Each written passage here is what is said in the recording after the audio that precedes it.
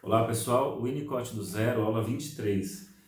Como combinado, eu vou fazer uns comentários e deixo aí para vocês lerem, né? Um texto chamado Comunicação e Falta de Comunicação levando ao estudo de certos opostos, que está nesse livro aqui, do Ambiente e os Processos de Maturação. É um texto de 63, então é um Winnicott assim bem, já mais à vontade, bem criativo no que ele diz, que apesar da criatividade ser uma característica da totalidade da obra dele.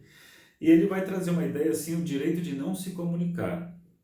Uma coisa que ele fala por parte dele, né, essa questão da não comunicação, né, e ele fala essa questão de um protesto, porque ele fala, me comunicar seria de alguma forma me expor de uma maneira muito exagerada e seria me sentir invadido, seria me sentir devorado, engolido. Olha que interessante o raciocínio dele. Aí vai trazer um pouco a questão das relações objetais, né? Que para o Winnicott é uma coisa complexa de ser entendida, né? Porque apesar de ser muitas vezes colocado como teórico das relações objetais, tem um aspecto ambiental importante para a gente pensar também, para levar em consideração. Então o que ele está fazendo? Quando ele fala das relações objetais, ele fala de duas situações que é legal a gente ter em mente, que é a relação com o objeto subjetivamente concebido e a relação com o objeto objetivamente percebido. Então, quando a gente fala subjetivamente concebido, vai entrar de encontro com aquela questão de que o bebê cria o objeto, né?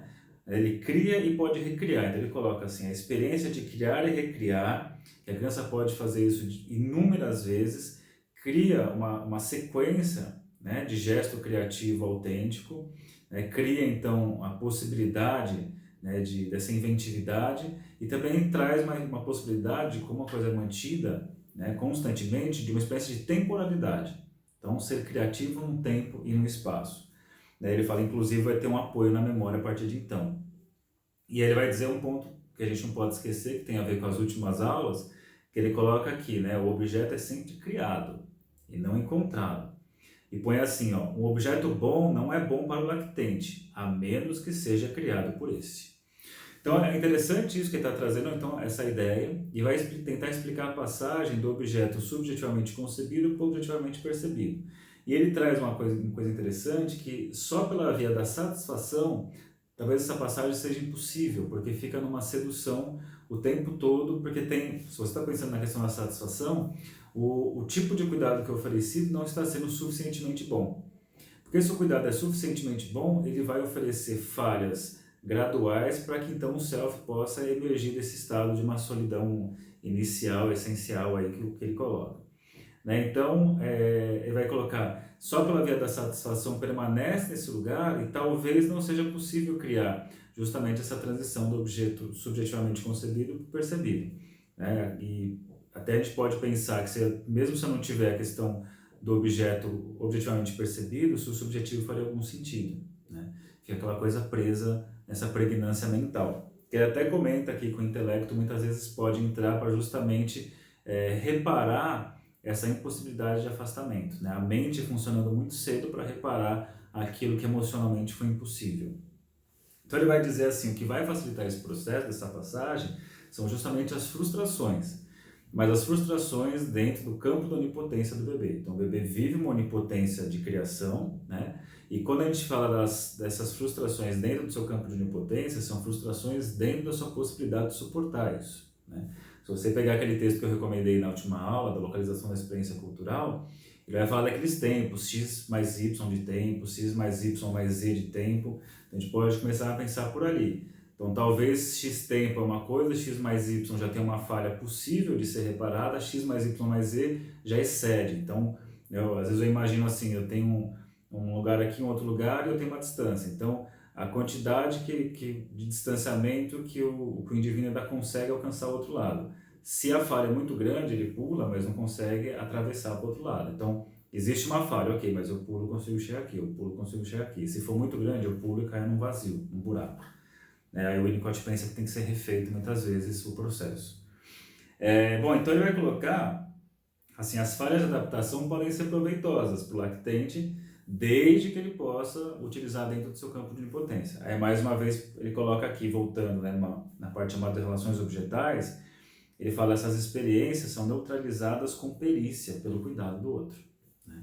Então, lembrando que essa parte das falhas, mas também desse estado excitado, da vida instintiva, o Winnicott sempre coloca, elas são importantes desde que elas sejam integradas, experienciadas e integradas pelo ego.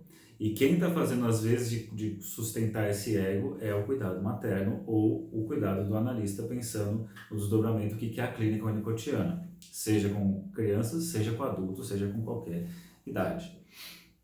E ele vai trazer, então, a ideia da teoria da comunicação, e ele vai fazer um comentário também interessante, que a gente já trouxe em outros momentos, que quando a gente fala de relações de objeto para Winnicott, a gente tem que pensar que existe a mãe ambiente e a mãe objeto. A mãe ambiente onde o bebê está inserido e a mãe objeto que é alguma coisa, que é uma coisa, né? Que ele até coloca aqui.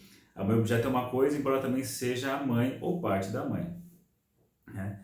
E aí então ele vai trazer um tópico chamado um tópico aqui sobre o objeto objetivamente percebido, né? Aí ele diz assim, ó, é fácil entender o primeiro destes. Não comunicação simples é como repousar.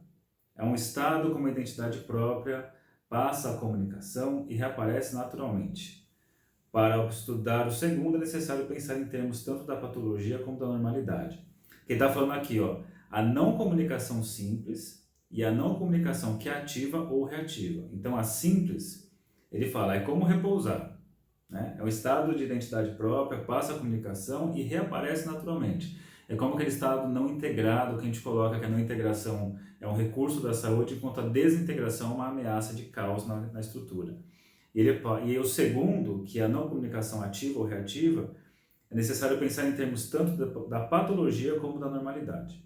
Então, vou falar do patológico primeiro, que ele acha mais fácil, né? Ó. Então, ele diz aqui, ele põe aqui tomei como certo o ambiente facilitador, a priori ajustado às necessidades que surgem do ser e dos processos de maturação. Na psicopatologia de que necessito para a minha discussão aqui, a facilitação falhou. Na psicopatologia, a facilitação falhou em algum aspecto, em algum grau, e o tema das relações objetais da criança desenvolveu um split, né? Uma cisão, e cria-se então uma metade falso self. Aí vai colocar aqui, desse modo, estou introduzindo a ideia de uma comunicação com objeto subjetivo e, ao mesmo tempo, uma não comunicação ativa, com o que é percebido objetivamente pelo lactente. Então, de alguma forma, assim, é como se criasse uma cisão, e aí você tem, olha que raciocínio interessante aqui, ó. Uma comunicação com o objeto subjetivo, então uma parte se comunica com o subjetivo, que é o aspecto verdadeiro do self, e uma parte da comunicação ativa, né, com o objeto percebido objetivamente, é falseado, né? Então parece que aqui, ó, é uma não comunicação, por quê? O que você me pede do lado de fora não foi possibilitado no meu tempo. Então, o único recurso que eu tenho é me quebrar, eu mantenho uma comunicação com o objeto subjetivamente concebido e eu tenho uma não comunicação reativa com esse objeto objetivamente percebido. Ou seja, eu te entrego um falso self e guardo um self verdadeiro para que eu possa esperar o momento certo de que ele possa aparecer na clínica, né? Então, esse é um raciocínio 1. Então, ele vai falar disso. Só que daí ele vai comentar na sequência que, assim, mesmo na normalidade isso vai acontecer, mas de uma forma diferente, né? Então, não é que existe um split, assim, ele quer dizer que mesmo na situação em que tenha esse self, né, nessa relação com o objeto objetivamente percebido, existe algo da nossa personalidade que permanece oculto, que permanece reservado, que permanece guardado, né? Então ele vai dizer aqui, ó, a normalidade real não precisa ser descrita somente em termos de resíduos nas pessoas normais, o que poderiam ter sido padrões doentes.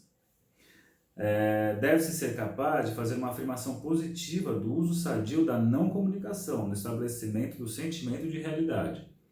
Pode ser necessário, por assim dizer, falar em termos de vida cultural do homem, que é o equivalente adulto dos fenômenos transicionais na infância e na meninice, em cuja área a comunicação é feita sem referência ao estado do objeto, de ser ou subjetivo ou percebido objetivamente, né? Que é, mais uma vez, ó.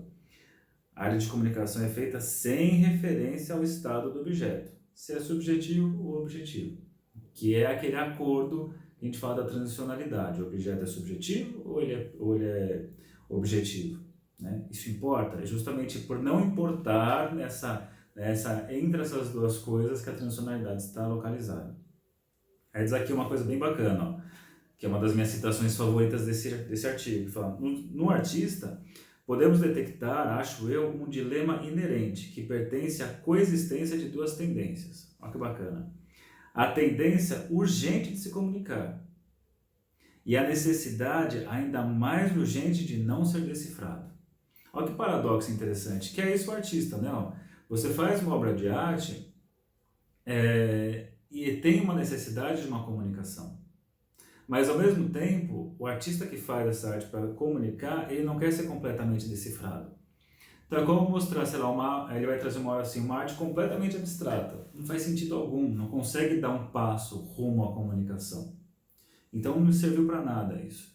Da mesma forma que eu faço uma arte tão lógica, ou que chega alguém e diz assim, nossa, sua pintura, sua música ficou bonita por conta disso, disso, disso. Porque você usou intervalo tal, escala tal, ou porque você usou técnica tal de pintura. Quem fez isso acabou com a coisa, né? Eu não quero ser revelado dessa maneira. Então ele põe aqui, ó. Não quero ser decifrado dessa maneira. Então é necessário a comunicação, mas sempre alguma coisa velada em termos de sentido. Eu acho muito legal isso, porque é por essa via que a interpretação winnicottiana é feita, penso eu na clínica, que tem algo que o paciente comunica, que ele quer que isso seja escutado, mas não entra por aquela via da ahá, então é tal coisa, naquela interpretação selvagem de revelar completamente o que a pessoa quer dizer. Porque isso, se você olhar mais para frente, ele vai trazer a questão dos adolescentes, né?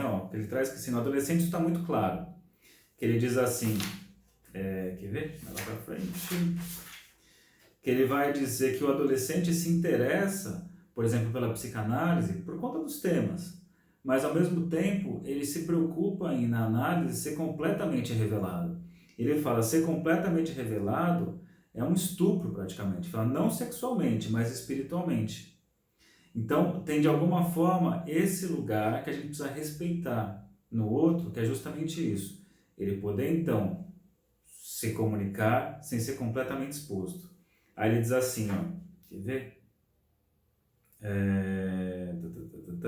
Por isso que ele fala aqui, ó, que acho que a frase mais famosa dele com relação a esse texto que é uma alegria estar escondido, mas um desastre não ser achado.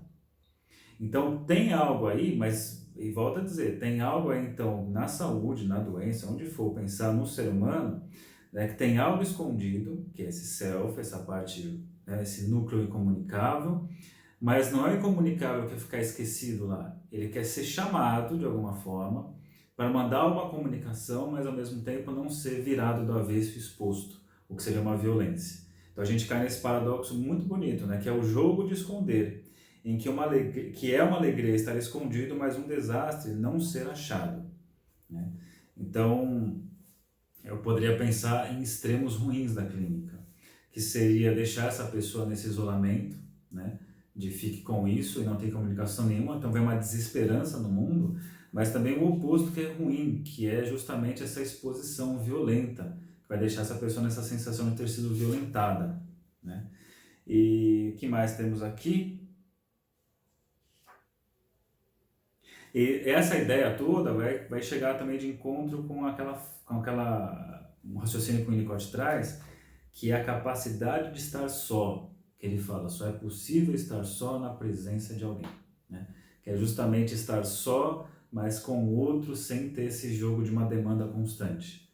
Então, é um famoso, né, que o Winnicott coloca, é a clínica winnicottiana, que é justamente, não sei se jogo é a melhor palavra, talvez se for jogo no sentido de jogo da espátula, que a ideia não é ter vencedor e perdedor, né? É muito mais um brincar nessa coisa toda, que é um brincar de esperar, né? E poder então, o paciente traz alguma coisa, você mostrar até onde pode a sua compreensão, mas não toda a compreensão, porque tem algo que ainda eu preciso deixar incomunicável no outro, mas sempre mostrando assim, eu sei que tem algo aí, mas eu respeito esse algo que tem aí, né?